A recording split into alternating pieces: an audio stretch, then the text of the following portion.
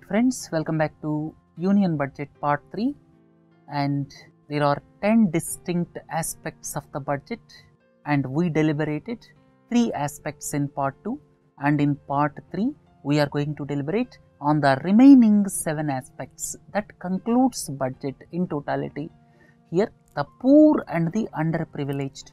So what are the issues under the poor and the underprivileged?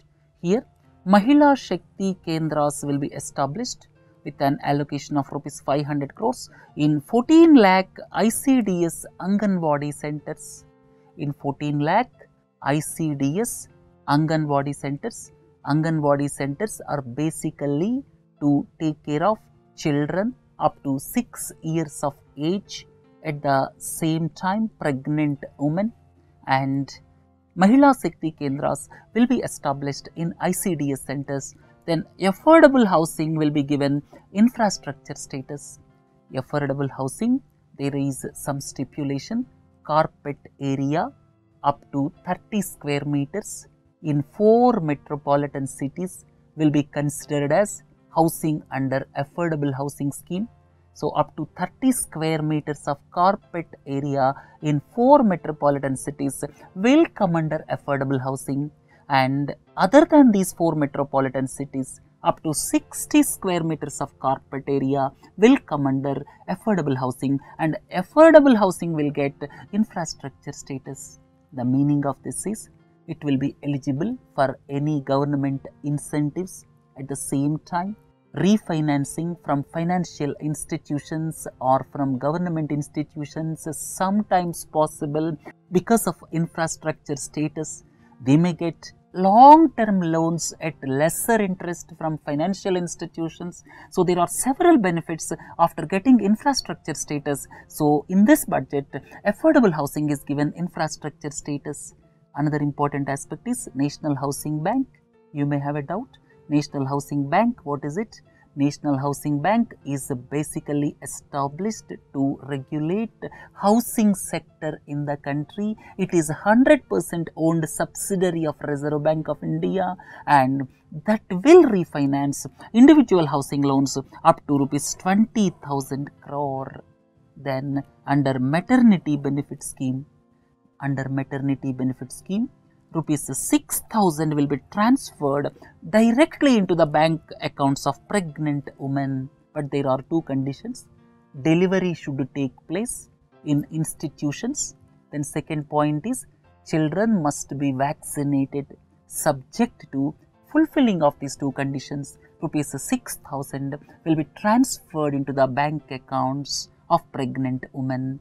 Then next point is government will prepare an action plan to eliminate Kala Azar and filariasis by 2017, leprosy by 2018, measles by 2020, tuberculosis by 2025. Eliminating tuberculosis by 2025 is not an easy task. It is Herculean task. And government in the budget also proposed to reduce infant mortality rate from at present 39 to 28 by 2019. It was 39 in 2014 and it will be reduced to 28 by 2019. You may have a doubt what is meant by infant mortality rate. Infant mortality rate is number of deaths in children up to 1 year age which occur per 1000 live births. Per 1000 live births in 2014, 39 children died before attaining the age of 1 year. That is the meaning of infant mortality rate.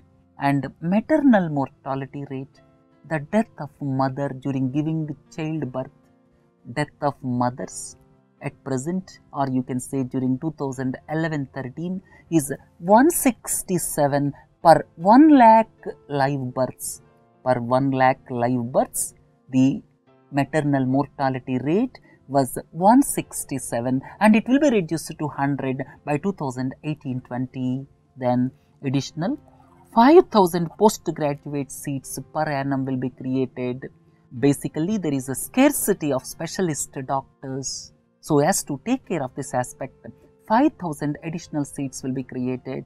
Then 2 new All India Institute of Medical Sciences will come up, and these institutions are being established under Pradhan Mantri Swasthya Suraksha Yojana or PMSSY, which is basically meant for increasing the tertiary care in health sector.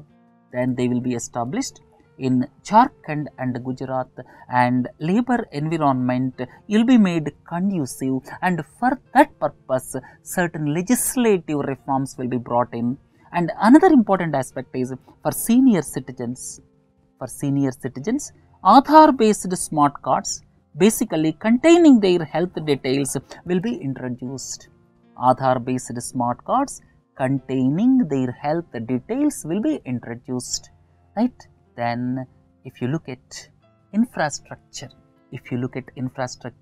for transportation sector, overall around 2.41 lakh crores were allocated, and for railways, total capital expenditure for 2017-18 is pegged at rupees 1.31 lakh crore, and out of which 55,000 crores of rupees will be provided by the government.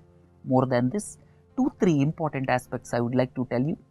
All the unmanned level crossings on broad gauge lines will be totally eliminated by 2020. All the unmanned level crossings on broad gauge lines will be totally eliminated by 2020. Then another important aspect is by 2019, all the coaches of Indian Railways will be fitted with bio toilets. There will not be any human discharge onto the tracks. That is the meaning of bio toilet. So by 2019, all the coaches will have bio toilets. Then another important aspect is a single window interface to register all coach related complaints through Coach Mitra will be introduced. Then most important aspect is to increase the safety in the railway system, a Rashtriya Rail Samraksha Kosh. Rashtriya Rail Samraksha Kosh that will be created for passenger safety with a total corpus of rupees 1 lakh crore over a period of 5 years. This is most important aspect. Then a new Metro Rail Act will be enacted by rationalizing the existing laws, and in road sector, budget allocation is increased substantially, and another most important aspect is through BharatNet. That means providing broadband connectivity to various villages across the country, and by the end of 2017-18, high-speed broadband connectivity on optical fiber will be made available to more than 1,50,000 gram panchayats, and the total is 2,50,000 gram panchayats. Out of 2,50,000 gram panchayats, 1,50,000 will be connected with broadband connectivity by the end of 2017-18. And please don't forget, name of the program is BharatNet. The previous name was National Optical Fiber Network, and the new name is BharatNet. Then a Dizzy Gaon initiative. This is very important. A Dizzy Gaon initiative will be launched, because once this BharatNet program becomes reality, then telemedicine, education and skills can be made available through digital technology. That is the meaning of Dizzy Gaon initiative. So Dizzy Gaon initiative will be launched to provide telemedicine, education and skills through digital technology. Then crude oil reserves. In case of any disruption of crude oil, then certain reserves must be available. At present, at 3 places, crude oil reserves are being maintained: Visakhapatnam, Padur, then Mangaluru. Padur and Mangaluru are in Karnataka, and at 2 more places, this crude oil reserves will be established. These are Chandikol in Odisha and Bikaner in Rajasthan. Right? So these are important aspects. Then if you look at the financial sector, one landmark development of this budget is Foreign Investment Promotion Board will be abolished altogether. And 2 things I would like to tell you. foreign investment, foreign direct investment, or you can say FDI, is notified by DIPP, Department of Industrial Policy and Promotion. This is under the Ministry of Commerce and Industry. Various guidelines are given by DIPP, and foreign direct investment can come to India in two ways. One is automatic route, other one is government approval route. For automatic route, nobody else approval is required, but for the investment to come through government approval route, you may have a doubt why government approval is required. For some critical sectors, government approval is needed. Suppose if it is a defense, government approval is required. So, for government approval route, so far all the proposals, or you can say individual proposals up to rupees 5,000 crore are being examined by Foreign Investment Promotion Board. But at present, almost 90% is coming through automatic route and only less than 10% is coming through government route. And in future, all these government route proposals will be looked after by their respective departments. So, with that in mind, this Foreign Investment Promotion Board is abolished. This is the step in the right direction to increase ease of doing business in our country. Then, an expert committee will be constituted to study and promote operational and legal framework to integrate spot markets and derivatives market for agricultural sector commodities trading. Next one is Arbitration and Reconciliation Act of 1996. This will be amended basically to take care of disputes in infrastructure related construction contracts, PPP, and public utility contracts. Similarly, for financial sector, Computer Emergency Response Team for financial sector will be established, right? And if you look at further, listing of identified central public sector enterprises in stock exchanges will be taken up. Public sector enterprises, some of them like Coal India, BHEL, they are listed. There is some public shareholding in these large public sector enterprises, but some public sector enterprises are totally owned by the government, and government wants to list them in stock exchanges so as to give opportunity for public shareholding, at the same time so as to unlock the potential of public sector enterprises, and by this way government will get some revenue. Then rupees 10,000 crore will be provided for recapitalization of banks. Banks are required to maintain 9% of capital adequacy ratio, and so as to achieve that objective, government is supporting, and this year 10,000 crores will be provided. Then lending target under Pradhan Mantri Mudra Yojana.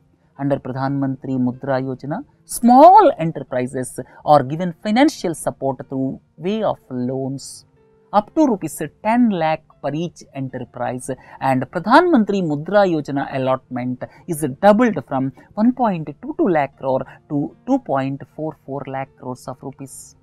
Then digital economy. Here BHIM, all of you are familiar with BHIM. BHIM is Bharat Interface for Money, and in future two schemes will be launched. One is referral bonus scheme for individuals, and the second one is a cashback scheme for merchants. And if you look at the next point, Aadhaar Pay. What is Aadhaar Pay?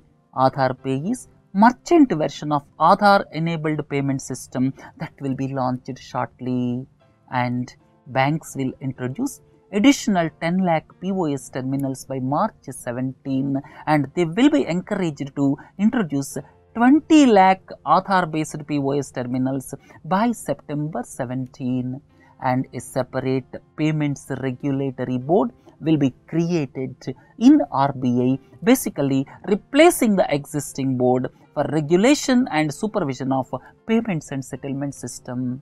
Then public service. Head post offices, they will be utilized as front offices for rendering passport services. Some of the head post offices will be made passport seva kendras also. So some of the head post offices will take up the responsibility of working as passport seva kendras also. Then the next one is prudent fiscal management. Here capital expenditure is increased by 25% in comparison to last year, and the government figures are disputed by some experts. I am not going into the details. Then for the first time, a consolidated outcome budget will be prepared by Niti Aayog. Then FRBM committee recommended 3% fiscal deficit for the next 3 years. And another point I would like to tell you, NK Singh committee recommended debt to GDP ratio instead of fiscal deficit. FRBM committee headed by NK Singh recommended debt to GDP ratio of 60%, 40% for center, 20% for all the states put together. So it will be 60% of GDP that will be ensured from 2023 if government accepts the recommendations of NK Singh committee. So fiscal deficit target is kept as 3.2% of GDP and 3% will be reached by 2018-19. Then tax administration, as I have already told you, to promote affordable housing, carpet area instead of built up area was introduced. This 30 square meter limit will apply in case of municipal limits of 4 metropolitan cities, and for the rest of the country it will be 60 square meters. Then second important point is for calculating capital gains tax, the base year for calculating indexation is changed from 1981 to 2001 for all classes of assets including immovable property.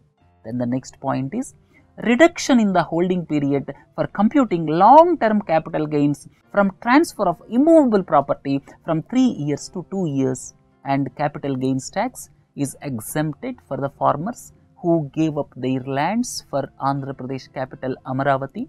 Then another important aspect is for small companies, or you can say so as to make MSME companies more viable, tax rate for companies with annual turnover up to rupees 50 crore.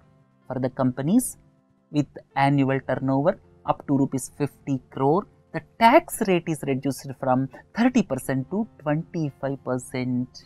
Then the next point is no transaction above rupees 3 lakh will be permitted in cash subject to certain exceptions. So the cash handling limit is kept at rupees 3 lakh. If you are purchasing a house of value rupees 10 lakh, you cannot pay in cash. You have to pay either by check or transfer through RTGS. So the cash handling limit for each transaction is kept at rupees 3 lakh. And if anyone is using cash beyond rupees 3 lakh, the total amount will be taken away by the government as penalty. Then maximum amount of cash donation a political party can receive. Cash donation maximum amount a political party can receive is reduced from rupees 20,000 to rupees 2,000. Then amendments to RBI Act will enable the issuance of electoral bonds. Basically, this will be the mechanism for funding of political parties. So, electoral bonds are proposed and the details are yet to be announced by the government. Then, taxation from rupees 2.5 lakhs to rupees 5 lakhs income, taxation for the taxpayers whose income is between rupees 2.5 lakh to rupees 5 lakh is reduced from 10% to 5%. So, the income tax for the income between rupees 2.5 lakh to rupees 5 lakh will be just 5% instead of 10%, basically to bring more and more people into the tax net. Then other point is single one-page form will be introduced by Income Tax Department for the individuals having taxable income up to rupees 5 lakh. Then however, surcharge of 10% is introduced on the individuals whose annual income is from rupees 50 lakh to rupees 1 crore, right? So, this is all about union budget. We discussed in detail in 3 parts. Please listen all these 3 parts carefully once again if you have any doubt, and this will be more than sufficient as far as union budget is concerned, right friends? Thanks once again for patiently viewing these 3 lectures. Have a nice day. Thank you.